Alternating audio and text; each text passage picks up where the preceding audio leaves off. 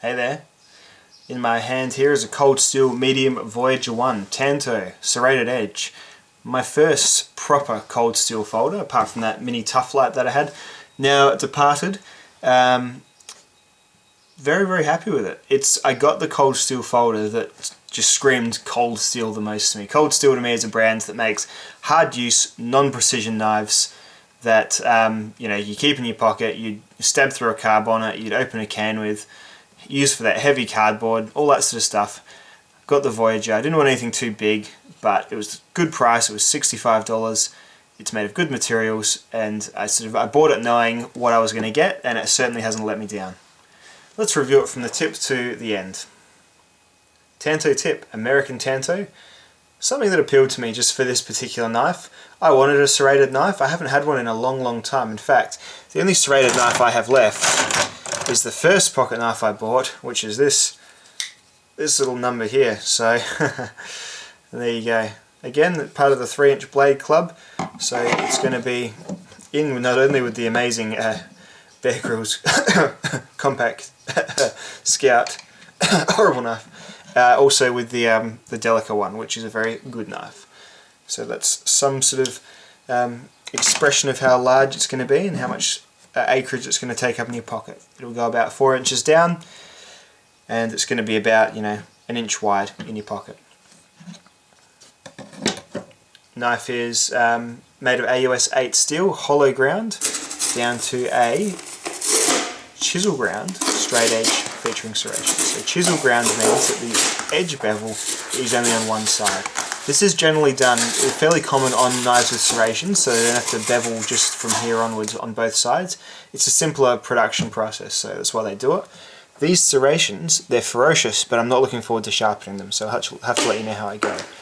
Bead blasted or stonewashed or whatever you'd call this probably will rust a little bit quicker as a stonewash does over a AUS 8, AUS 8's the steel, over a polished AUS 8. So, in fact, this is AUS 8A, and I've yet to see a convincing argument on what that A stands for and how it's different from standard AUS 8, but there you go.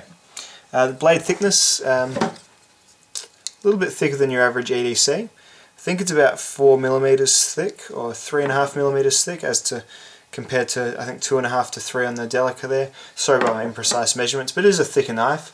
The true thickness, though, is in the handle. That's a very, very thick handle. Moving down to there, moving down to the handle, we'll start talking about there. So you get an extra couple of millimeters on the handle with the clip. Definitely made to fill up that hand when you take a firm grip on it. Back to the last couple of things on the blade. You get a bit of a ricasso there, not that it matters because it's the serrations there you'll be sharpening. Voyager written there. Not super keen on how Cold Steel writes all over their blades. That's fine, but this one not so bad because it's never going to win any art prizes, but kind of always bothers me. I'd rather, say there's some really good looking Cold Steel knives like the Cold 4 and the Ultimate Hunter, and the Ultimate Hunter says Ultimate Hunter, it takes up about 2/3 of the blade. Just not necessary. You know what knife you've got. You're not advertising it when you use it, so just as soon as they didn't do that. That's just a small thing. Moving down to the hands, we get this rather large finger choil, which is definitely great for gripping and stabbing. So you've really made a mistake if your finger slides up onto this blade here. You're probably using it way too intensely. Got an oversized pivot here, which is again a stability thing and a strength thing. This knife is certainly not going to fall apart in your hands. The grip moving down, well, it's a 3-finger grip plus pinky resting on the butt there of the knife.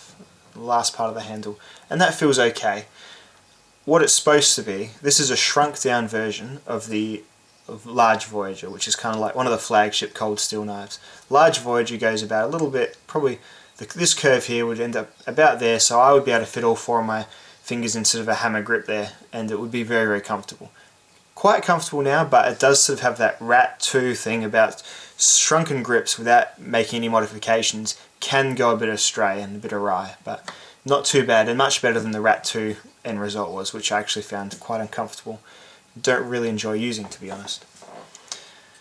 Just moving down, we've got this checkering, or this sort of little cross-shaped cross-hatching on the handle slabs there. Provides pretty good grip without being too painful, and it's sort of these grooves that are cut out here really do feel nice on the fingers. So much more comfortable than the last knife I've grabbed and squeezed, which is this SOG Salute.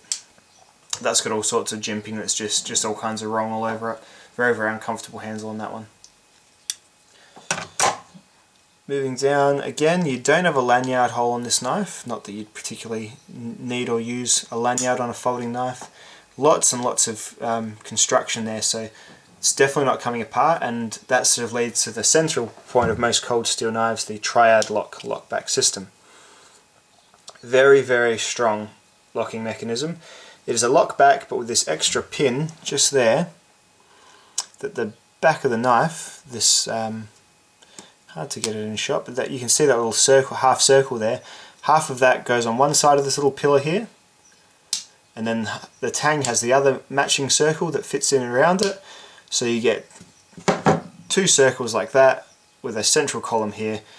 Absolutely very, very close to being fixed blade strength, really. A lot has to fail for it to split, so you'd probably end up with the handle cracking and breaking apart before the metal giving way on you, I'd suspect. So all in all, quite a comfortable handle, quite a good locking mechanism.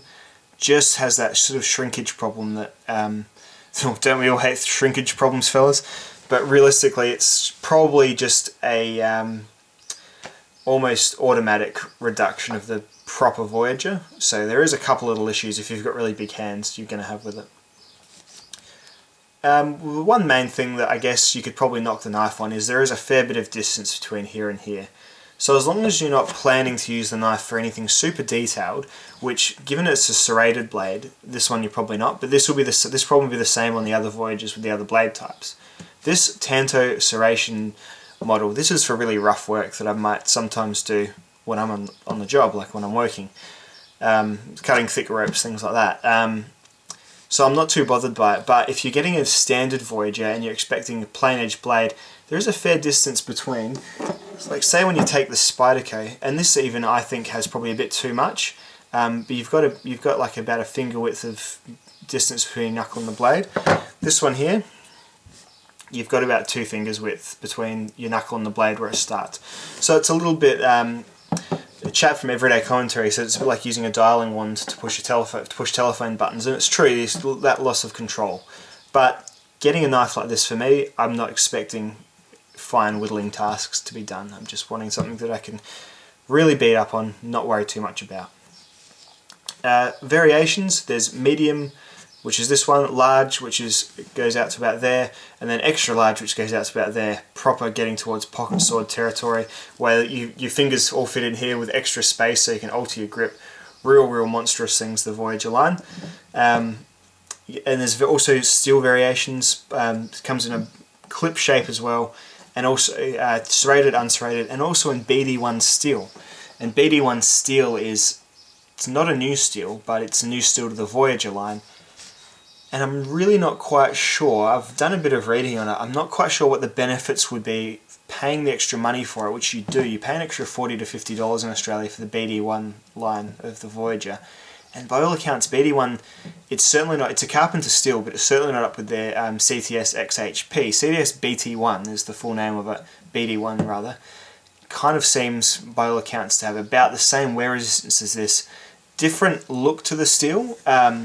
Gets this sort of cloudy, quite a cool finish on it, but by all accounts not a great deal different. Not as in, it's not, S35 VN different, it's not M4 different, it's kind of just a little bit different. So Spyderco are now using it for their Bird line, which is still staying as budget knives, so it sort of probably gives an indication about what kind of steel it is. If you've got any experience with BD1, I'd love for you to let me know in the comments, because whenever I hear of a new steel, my collection goal is to have a knife in pretty much every cutlery steel, so I'm gradually getting there, but I've got something in M4 coming pretty soon. I've got a little Spyderco Air in M4 coming.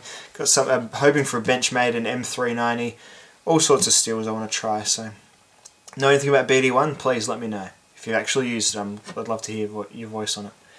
But as for now, a little bit of an overview of the Voyager. Pretty happy with it. I knew what I was getting, so I'm happy with it. Still probably, if you're wanting just a general EDC knife, It's certainly not threatening the Delica in terms of just a general recommendation, but for what it is, and for what you expect it to be, I'm certainly looking forward to getting more use on this knife. Thanks so much for watching, guys. I'll see you in the next one.